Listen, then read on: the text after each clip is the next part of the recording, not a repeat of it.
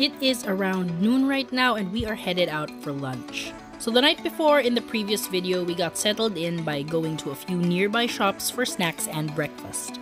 Now we're venturing farther out via taxi.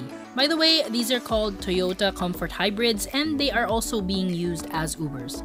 Now, going back to this pharmacy outside Hotel Kimberly, there was actually a coupon in the room for guests to get something like an additional discount or a free gift for a minimum purchase. And while they also sell some perfumes and cosmetics, we just purchased some Wei-Sen-Yu from them. In case you're wondering, the traditional sedan type red and white cabs are still a staple in Hong Kong. This taxi is quite spacious. Quite a lot of legroom. And you can even fit a hand carry luggage in here for if we shop for something. And in all fairness, both types of cabs are generally spacious, especially when compared to the more compact Toyota Vios model taxis you can typically find in the Philippines. At the destination, we were charged 66.9 Hong Kong dollars cab fare from Kimberley Road to Mong Kok. This is where the taxi dropped us off, but apparently we're at the wrong place. We were actually dropped off a few blocks short.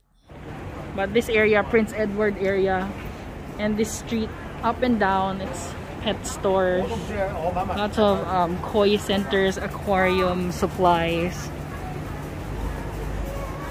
This is an interesting place for pet lovers, and we do plan to buy some pet stuff later as a little gift to our dogs. Look, they have a rabbit shop, bunnies, fish.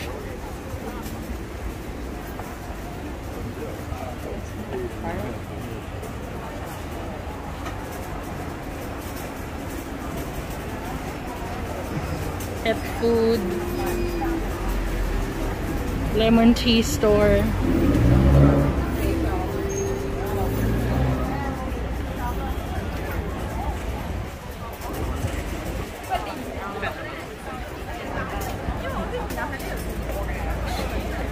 Updates later when we find the place we're looking for. We're supposed to be eating lunch there, I think. So we're still not there yet.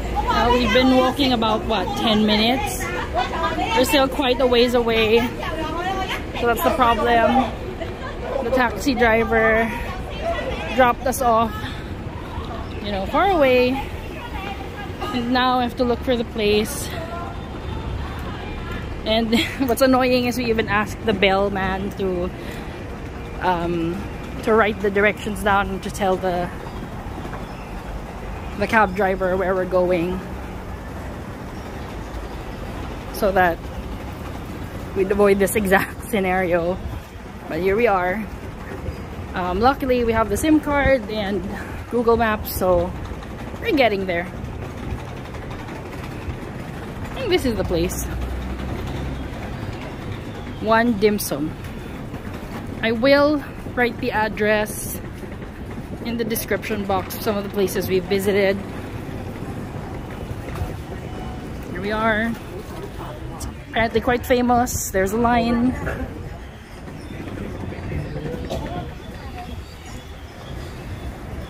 One Dim Sum at Prince Edward.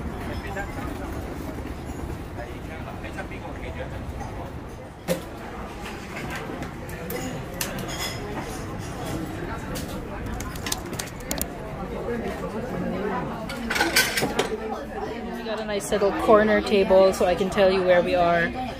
So the landmarks are Me Wonderland, and then the street is called Tung Choi Street, and there it's by the intersection.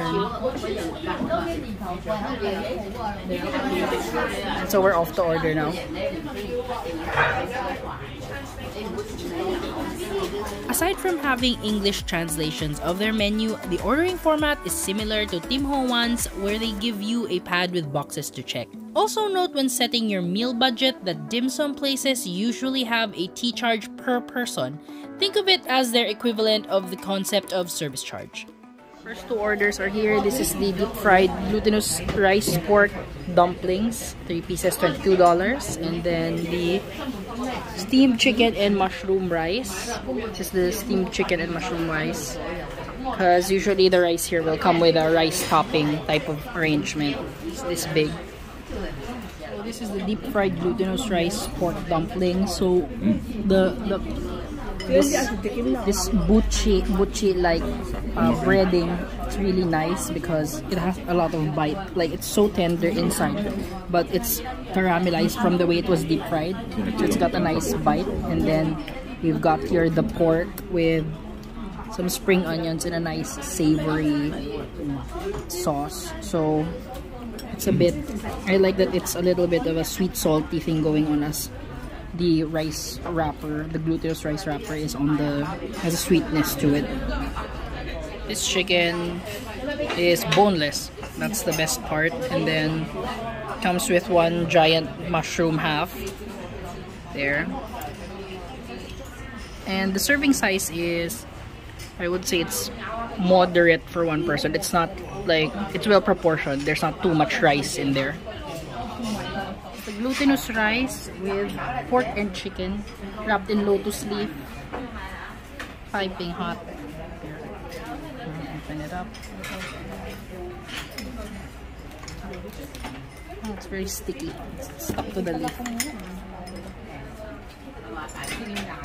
So here it is now. There was a little bit of a struggle to open it one-handed because I'm holding the camera with my other hand, but there. There's filling inside it. Chicken filling with sauce. So this is the glutinous rice with chicken and pork. They've got some salted egg in there, some shrimp, a little bit of shrimp bit there, and then there's some sauce there. But the interesting feature is the way it's cooked in the lotus leaf, because some of that smoky flavor transfers to the taste of the rice. It's quite distinct and reminiscent of something called matchang, which is also cooked in leaves, like those little triangle pockets of rice. So let's try the hakaw and siomai. Let's see. I just took a big bite. Very crisp, well cooked shrimp inside. And see the shrimp portions inside. This one.